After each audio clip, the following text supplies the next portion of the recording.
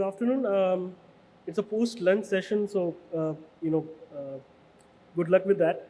I want to start, of course, by thanking Obin for selecting our practices to participate in this forum. He's the curator of the session, so thank you, Obin. Thank you, FOAID. It's wonderful to be in Delhi, and especially after an enormously long time, we are meeting people in person, and that's a lovely feeling. Something that I truly will take back with me. I want to start with something. I mean, the theme is small is big, but I want to start with something big. And India. It's vast, it's diverse, it's complex, it's layered, beautiful, it's rich, and always full of surprises. It is contradictory. It has contradictions. India, her plurality, her immense wealth, and her is a very compelling background for our work. And our work at Studio Matter, and I only present on behalf of everybody who works at the studio because I don't make the studio, is deeply influenced by India. And I'm also moved by places like these, like Varanasi, and because I feel that we have stopped thinking, especially as architects, in terms of millennia when we think of architecture, and a place like Varanasi seems to be a place where people imagined the urbanity in terms of millenniums, and how and we are getting more and more obsessed by efficiency and less compelled by endurance. And how quick can it be done, and how soon can something be replaced seems to be our concern as we go.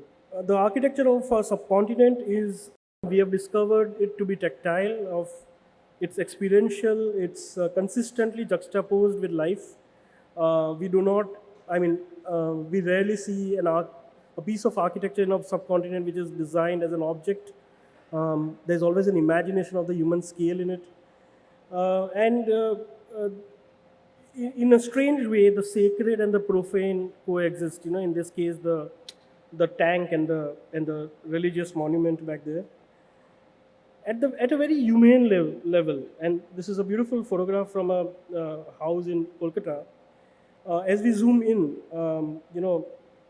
our experience of architecture is very atmospheric, and for us, the attempt is for our studio is to intuitively respond to this kind of spatial quality and its material qualities. In India, you want to touch the buildings, you want to walk barefoot on them. They are not meant to be experienced in this kind of climate control. The idea of the climate being a part of the build is a part of our sensibility.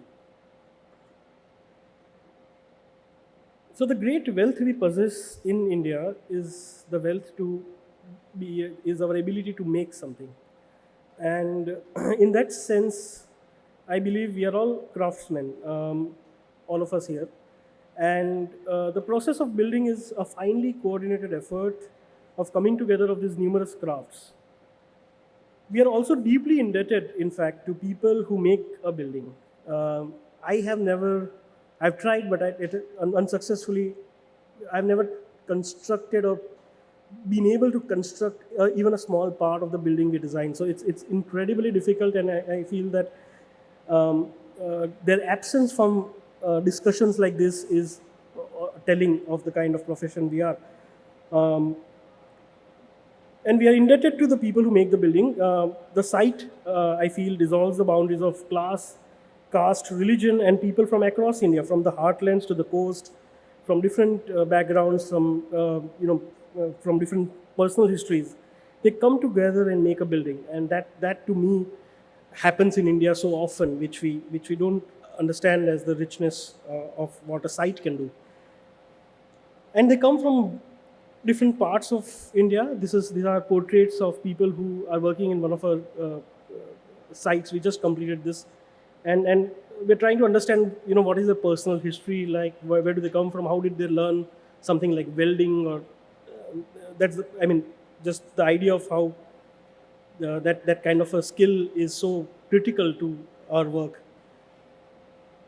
and they come from villages like this. So from this point, I'm going to quickly run through a few projects um, and I tried to only take the projects from our practice that are in rural settings, just to kind of have a contrast to the big, because in the villages, it's the small that matters, and the big doesn't really, it's out of scale. And a typical village is a panorama like this.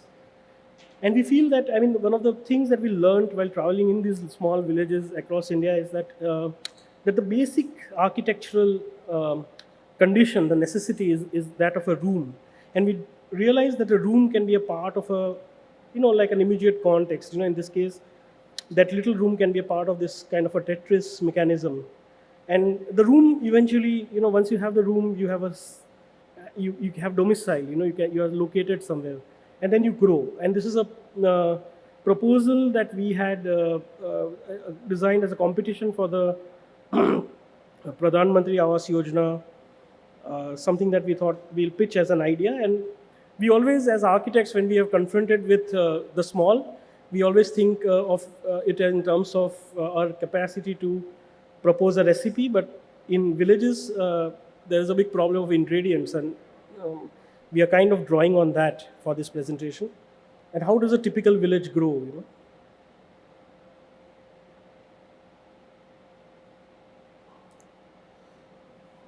And what does this kind of architecture look like?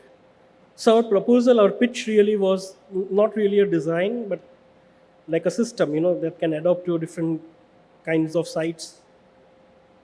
And this is what it looks like, again, the small architecture. But if you get it right, there are like 80,000 of these houses to be made in a particular region. So the overall impact of something is very large. Like I said, the question of ingredients and not recipes. Some of the work we do at the studio is also by chance. Like we chanced upon this bus. We are trying to talk to one of our government clients to do something about waste. And one of the things that happens to public buses is they retire. They are no longer valid. So we found this bus and we converted it into a, you'll see, we upcycled it. We call it the waste wagon. And this is what I meant by accessible skill. We have this fantastic wealth in India that we have to acknowledge.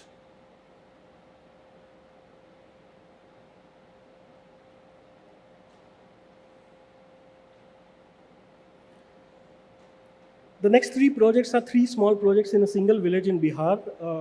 One of our clients, they run a very special NGO in that village that impacts 19 villages. And through them, we keep getting this small work in the public domain. And this one, there's an old shrine. And it's a very strange shrine, because it's not a Hindu shrine or a Muslim shrine. It's a shrine where everybody goes after they are newlyweds, especially. And it was like this, and there was an Anganwadi next to it. And they told us to do something about it, just kind of, it was in sort of this state of decay. So we made a simple scheme, and our focus was on the area in front of the shrine rather than the shrine. It became this very simple idea of enclosing the shrine in some way. But we are also conscious that because a shrine means there's some degree of iconography, so we wanted to create something very secular. It doesn't resemble a particular religious typology. And with the Anganwadi, it creates this little podium where children play, where generally village life happens. Few photographs from the process. All the people who worked on it were from the context, or more or less from the same village.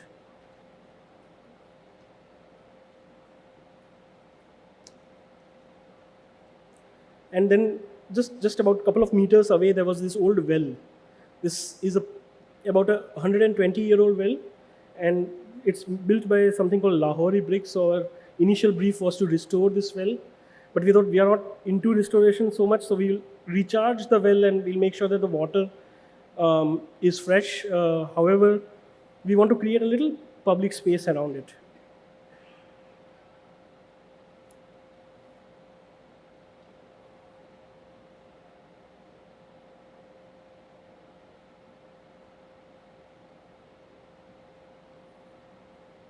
there are different bricks that come from different places in India. So there's a market very close to the same village, and this market travels to like 3 different sites. So twice a week it comes back to the same site, and we were asked to just sort of design something in a way that the market can be formalized. So again, we kind of we leaned on the local knowledge of how to do it, and then we just wanted to create something that does not have too much of a presence. It strangely, the site was cut by the highway that goes across, and we created this very simple podiums, and it had to be a very low cost project. So we wanted to use less steel in the entire project than what it takes to reinforce a concrete slab of that size. Very simple mechanism. Here it is.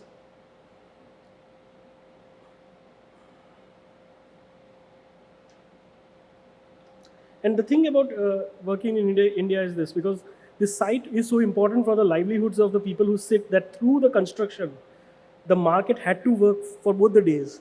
So the construction only happened for all other days except Wednesdays and Sundays when the market sits. And as the building was being built, we had a live feedback, from everybody who was using it, because they occupied it every Wednesday. We couldn't really do anything about it. They can't go anywhere. This is how it looks, photographs from about 2 weeks back.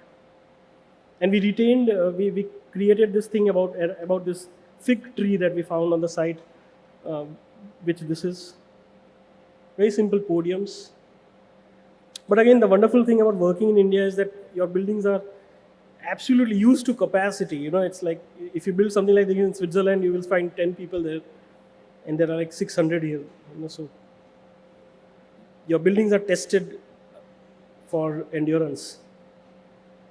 And coming to small from the big, this is the smallest project, the first design project we did for an NGO in Bangalore. They recycle Tetra Pak, and the thing about Tetra Pak is it's very difficult to do anything about it. You have to either shred it and throw it away. There's 8 different materials that compose a Tetra Pak. So what they do is they make some small products like wallets and purses, and they had approached us to see if we can make something which can be purchased as a gift. And the thing we thought, the good thing about Tetra Pak is it survives outdoors, So we thought, why don't we make a small house for a bird? But the challenge was that if you want to ship the house, if somebody buys it or if somebody donates online, they want to send it to them. I mean, it's counterintuitive to kind of put it in a box and then send, because the whole idea is to recycle. So we have to design it in a way that it collapses. And the perch, the stick on which the bird sits, becomes the only structural element in the house.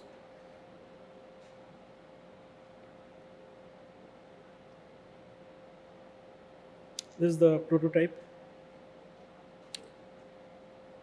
And that's that. Small is big. Thank you.